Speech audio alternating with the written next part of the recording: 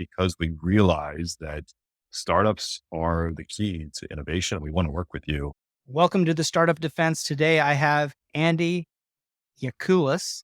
You got it. Andy, I got it.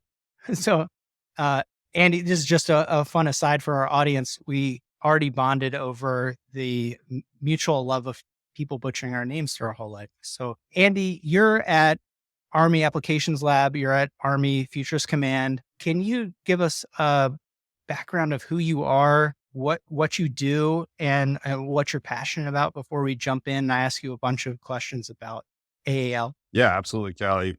First, thank you for having me. I've been listening to the podcast ever since you guys launched it, I guess earlier this year, and I'm definitely a fan. So excited to be here with you today. I'll talk a little bit about AAL, but maybe let me tell you about how I got here. So I started out as a operational warfighter.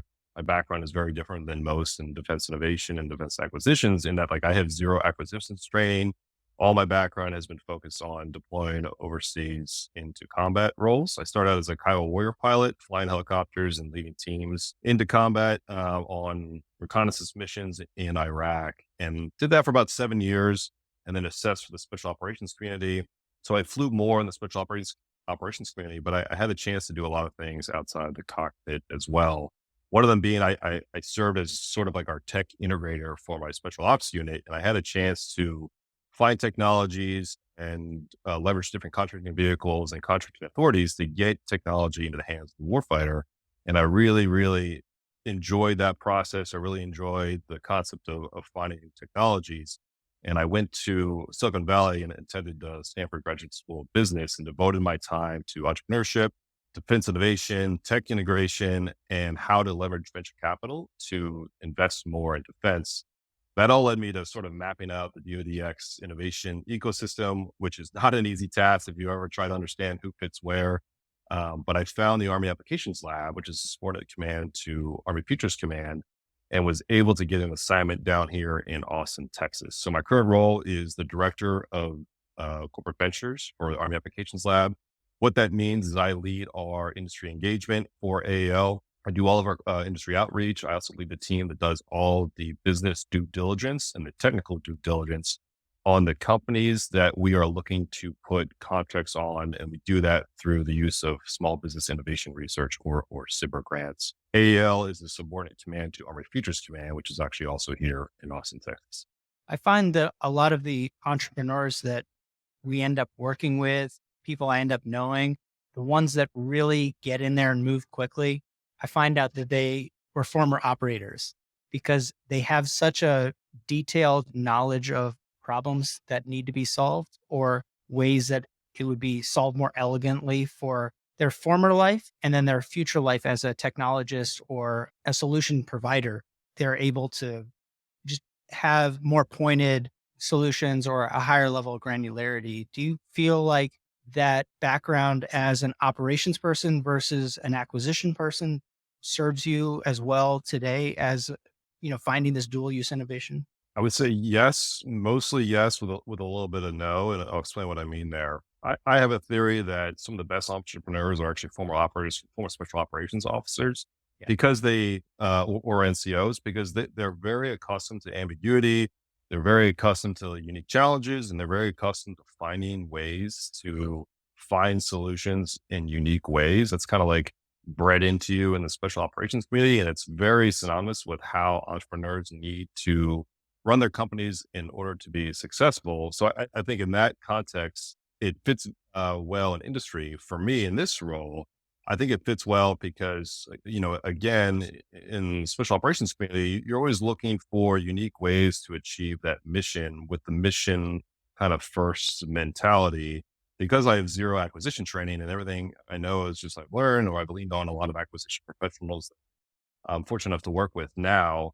It's not a dig on acquisition professionals. The way that we teach acquisitions in the military, especially in the Army, it's a very like in the box thinking, do things a certain way. And there's a reason for that. But if you were to take that same mentality to defense innovation, which is very closely tied to acquisitions, you wouldn't be able to think in like innovative new ways to find unique ways to either get after the same old problems. And, that applies to different technologies you're looking for, but also different processes that are within the same regulations, but different processes that maybe are more efficient or in some ways better at achieving the same result. Well put. How big of a culture shock was Silicon Valley and Stanford from your background? It was big. It was really big. I came from a unique organization prior to Silicon Valley, but I actually went to a military academy for my undergrad. So like my entire adult life, ever since I was 18, prior to stepping foot on campus there at Stanford, was 100% with other military service members. And so now all of a sudden I'm thrown into a room with civilians and talking about things that I'd never been exposed to, like marketing and accounting and things like that. So it definitely was a culture shock. I'm a lifelong learner, so I enjoy learning new things. I was also able to lean on a lot of the things that I brought to the table, which is like real world experience, life experiences, leadership experience, and that really allowed me to contribute to that ecosystem in a meaningful way while leaning on my classmates to kind of explain finance and accounting and things like that to me. It's nice to bridge those two worlds because I do a lot of community building in the tech startup space. My background's in manufacturing and product. So I like to go out. I like to make interesting new things. So it's kind of a selfish behavior, but that's led to running a clean tech accelerator, running some hard tech and impact accelerators. And the mentality coming out of the startup world is so different than what I grew up in, which is defense contracting and what my day to day work is. But the needs are still there.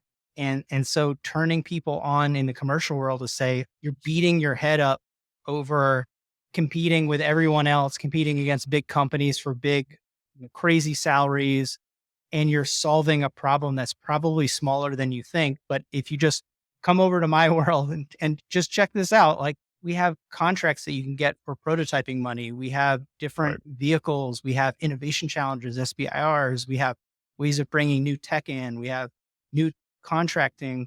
We have ways of teaming with other, research institutions, colleges, and it's so different than idea, get VC funding, maybe Right. win. It's so wild and it's changing pretty quickly. You talk about dual use innovation, and I'm not sold on the premise that you can be two different people, but I am sold on the premise that commercial technology is directly applicable and could be a huge force multiplier for what we're trying to do over in the defense industry. Yeah, you're hitting a lot of points that are near dear to my heart. Well, one on the ecosystem development, totally agree with you there. I mean, this is a people business at the end of the day, and innovation in my mind is a people business. It's all about relationships, and I think me spending some time in Silicon Valley and then bringing that back to the defense world has helped bridge a little bit of that and establish relationships and keep relationships alive that you wouldn't normally see. Two, you kind of touched on it a little bit about like the mission and purpose behind building for defense. And I really love the double click on that because I believe like that is one of the most important things that an entrepreneur can work on or an investor can invest in and really can't be overstated enough. I think like this new generation is very interested in working on things that matter and looking for like a mission and a purpose behind what they're working on. And in building products for the military, and I'm not talking about building weapons, I'm talking about building products that benefit our national security. There's a lot there and there's a lot to work on. And this kind of dovetails into like maybe the last part of your question there, which is dual use technology. When I talk about building for defense, there is so much dual use technology. There is so much in current investors' portfolios or current companies that they are dual use and they don't even realize they're dual use yet. And that's my favorite company to work with. Actually, like in AO, I think it's something about 64% of the companies in our portfolio have never touched the DoD before. And so I get to be the first person they've ever talked to in the military, which is a very like humbling and honorable experience. There's a little bit of pressure there because I want to make a good impression, serve on that ambassador. But in my opinion, and seeing what I've seen over the past couple of years working in this industry, in order to hedge your bets, you are going to mitigate risk as a startup if you're dual use more than if you just try to focus and just go straight to the DoD. And there's a couple of reasons for that. You look at a startup's funding life cycle. Every 12 to 18 months, you're roughly raising a new round, give or take maybe 6-ish months. And so you're looking for that new influx of capital. Now, I'm talking startup, not small business. And there's a clear delineation. If you're looking to have an investor help offset that R&D cost with venture capital spending, you need that constant influx of venture capital money to keep hitting your milestones and prove out whatever prototype that you're building.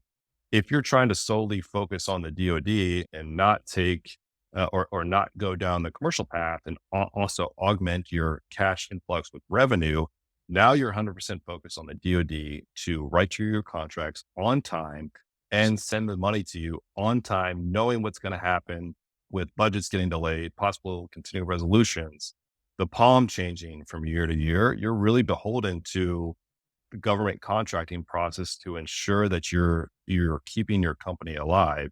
If we, the DoD, aren't careful, we will kill small companies. And if Mhm. startups aren't careful, and if they don't hedge their bets and go dual use and try to take in revenue and blend that with venture capital funding, very real chance that you could get crushed by the DoD. Not because it's bad to try to sell to the DoD, but just because it's very hard.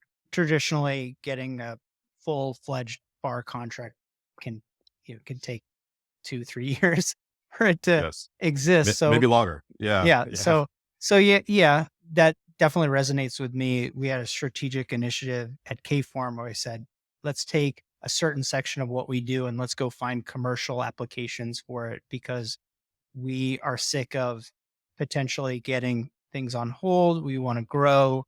We want to figure out how can we integrate with really great technology companies so we can learn even better applications to bring back to our customers. So we want to drive that conversation versus being driven in that conversation. So we became dual use, but I had to use another company that sells commercially because that's not really our world. right. It doesn't matter how long it takes to get a contract. If you've been doing that for a long time, that your pipeline is your pipeline.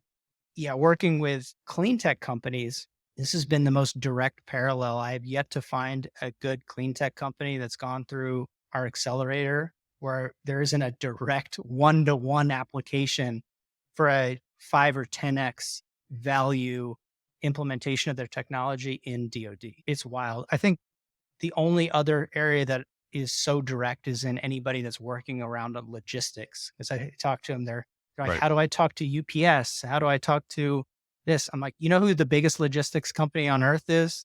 They're like, I don't know, FedEx, like the US Army, right? That's That, right. that hands down, probably the best because they're at the edge. They have crazy problems. And so just take a look.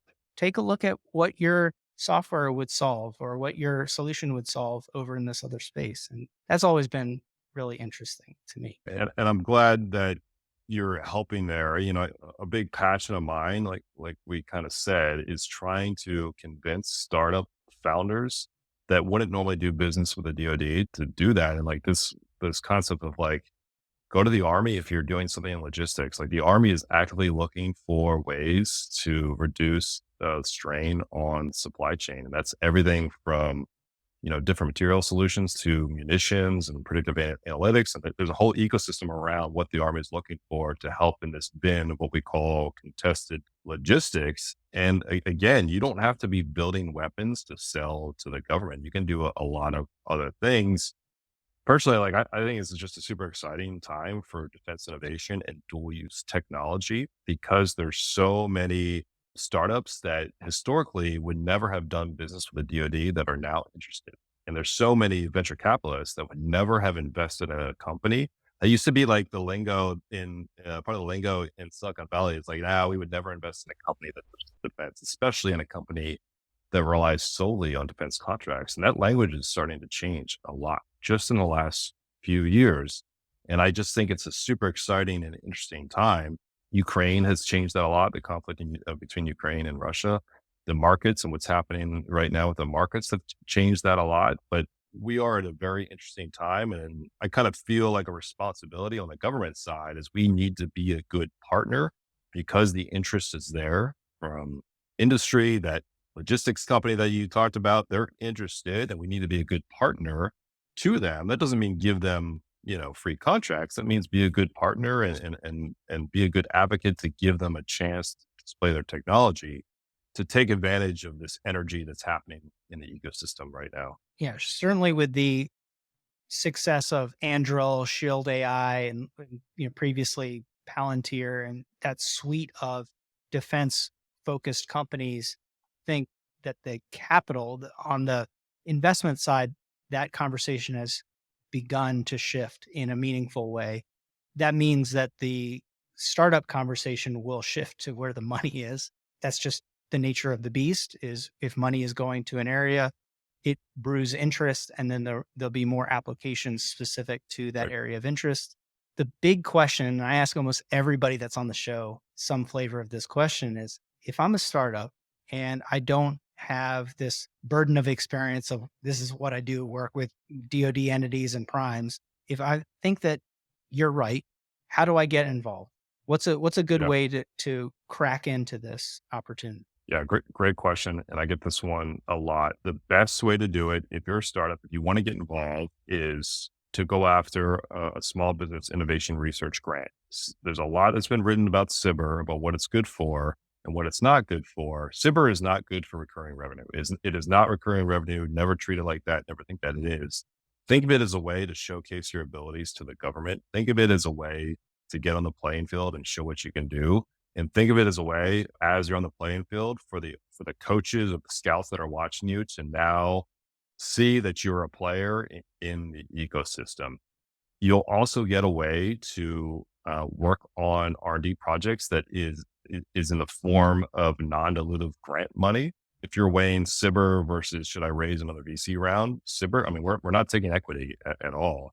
The DoD doesn't take equity in companies, so it's a way to get non-dilutive money into your company.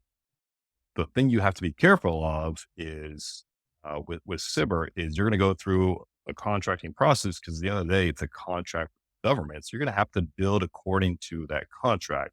That cycle to go through the contracting process, we at the Army Applications Lab hold ourselves to a standard where we're trying to do it as fast as we can and faster than most, but it's still a process.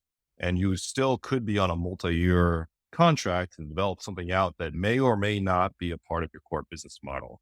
I would advise a company use SBIR to get involved in the DoD, get involved in the military industrial complex, build that prototype, but also use that knowledge you gain, that capital that is given to you without any dilution to develop out other products that you might be working on the commercial market. And you can do that very strategically. The other way to get involved, if you're new, is don't pitch me, the government, pitch a prime, pitch somebody else that's already on contract and get on a sub. That's a really easy way. It's not easy. That's an efficient way for a new company to get involved and sort of get handheld through the process because your prime contractor is doing all of the contract negotiations. They have all the certifications that needed and they're subbing to you and they can sort of take you with them through the process. I know a lot of companies that are almost 100% defense focused that have never had their own prime contract and they're super successful. Like don't even need to raise venture capital. They're bringing in recurring revenue just because they get subcontract after subcontract and they've learned a lot of as they've gone and they haven't taken the risk that's involved after going after that large prime contract themselves. So two ways, SBIR, sub. Teaming is great because the burden of the management and paperwork is much less too. So if you're a small company, Yes. writing those proposals isn't the easiest thing in the world. So teaming is a great way to get past performance in place. For people that aren't going into the DoD, so they're going after an NSF SBIR, we see the same kind of thing. So partnering with research institutions is usually how we do it. It's like partnering with a local college and their research department, and so you get free interns, free research, and you don't Right. have as much management overhead on the grant. But teaming is a fantastic way in DoD. If you have something unique, somebody can add it to their proposal, and it's a huge differentiator for them. So they're more likely to win. Yeah, and then you can build a relationship. They have lots of other projects to go work for a prime. This is all that they do. So that's been really good to me. I love that point. The other delineator that I'll say, if you have the money as a startup, the best defense focused or dual use companies that are selling to the DoD are the ones that have the best federal sales teams. I mean, it sounds obvious, but knowing one, spending the money to get to hire those really competent federal sales individuals and creating a team around it is the delineator. And it's the type of individual you hire. Not everyone in the military, and take for me, for example, 15-year operational guy with special operations experience, zero knowledge on the acquisition system. So I would not have been a good hire into a startup to run the Fed sales team because you just don't know the ins and outs of, of writing a super proposal when contracts to go after. So hiring a Fed sales team that's like acquisition savvy and understanding the procurement process, the contracting process, those companies that I work with that I've seen that are super successful have invested in the right sort of talent to get after selling to the DoD. I couldn't agree more. The defense industry is a relationship business. You need someone who knows the business to maneuver through it, and somebody that has experience with the different contracting vehicles. They have past performance. Uh, they have more knowledge of the different problem domains that you're going after. It can really shortcut that growth if they have already worked for a prime, right? They've come from there, or they have a decade of Right. experience working through that.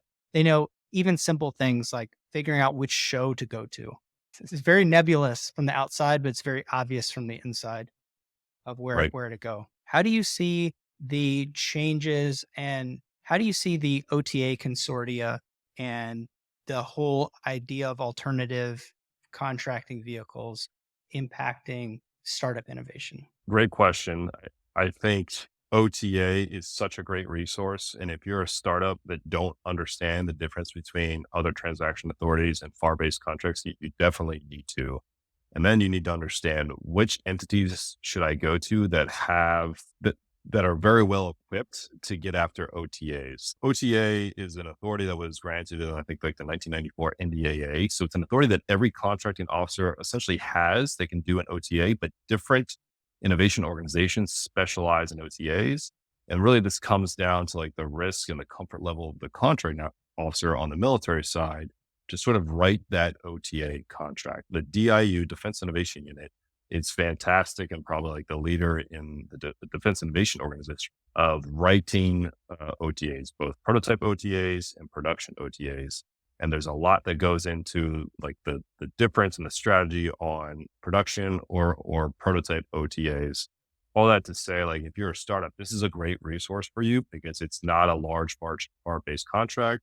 There's a lot of special authorities that are granted under OTA versus FAR. And this, I think, in my opinion, and really because of the DIU championing this effort to write more OTAs, they did about $200 million in OTAs in FY22. That is a difference maker for a lot of startups and have gotten them started. I would like to raise like a little bit of caution for a startup that's looking to use OTA, not a FAR-based contract, not a program of record. OTA gets you maybe a foot in the door. It's probably a step up from SBIR, but you also have to be careful when you look at like ceiling of contract versus like how much you're actually going to get versus a program of record. And you have to understand how all that is different and strategically then which programs, which contracts you're going to go after based off of the contract vehicle that's being used. So a long way of saying is the startup founder is given an advantage with the OTA. OTA is a great resource for them, but you still have a lot of homework that needs to be done to make sure you know what you're getting involved. And DIU, we'll pick on DIU because you mentioned Sure. them. I just responded to a CSO that's on their commercial solicitation opening. It's 15 slides. Apply to this with a white paper or 15 slides. And then if you get to the next round, obviously there'll be more work that needs to get done. But if you have past performance, or you've gone through a phase one SBIR and you've exited that, so you have some past performance where you've done the thing that you said you were going to do, there's other things other than knocking on every door or going to every show. And if we can put the funding in a roadmap, I think it looks a lot like your pre-seed, seed, series A, series B kind of funding. If we can put that federal roadmap of funding on a line and say, okay, phase one's 250. It's not enough money to go into a hard tech product, but it is enough for us to bolster what we're already doing so we can get it over the line or give us another 6 months of runway. So that's great. Maybe we're going to do phase two, or maybe we're going to go after and look at what DIU or one of the Defense X, DoD X entities are putting out for a potential OTA, and then get another X funding. And then I believe that this is getting more and more friendly for commercial companies to go through this route.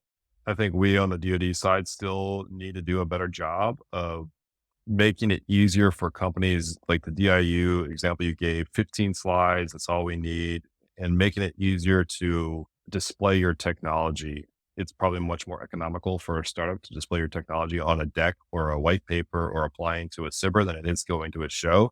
I can only imagine how much it costs to get a booth at AUSA or Soft Week. I know exactly how much it costs. So yeah, Yeah. if we were a startup, we wouldn't be there. I'll just say that. So yeah, I know it's not cheap. I'm not giving advice on go or not go to those conferences. I'm just saying if you're hedging your bets and you're looking at where to spend your time and money, the route that you're talking about makes sense. I think there's a lot that we can do on the DoD side better just to continue to make it easier, to continue to break down barriers so that companies that want to do business with the DoD have a chance to sort of explain and showcase their tech. A lot of great programs that exist. X Tech is one of them that just comes to mind. I know that they've got sort of like a pitch competition going this week where the companies are actually gifted money and then invited to apply for a phase one after that. So a lot of great programs out there, hard to navigate, but there's people within the DoD, myself included, that are willing to help. An interesting point about the show, because we were at Soft Week, is if you're looking at this space, I urge you to go. AUSA is phenomenal. That's local. Soft Week is in Tampa. Great excuse to get to Florida and enjoy the weather. Right. But you can see the coolest tech that is available in the entire world. And you can walk and talk to people to answer any question that you have because they're sales and technical people. So you can just answer, like, why do you have this? What does it do?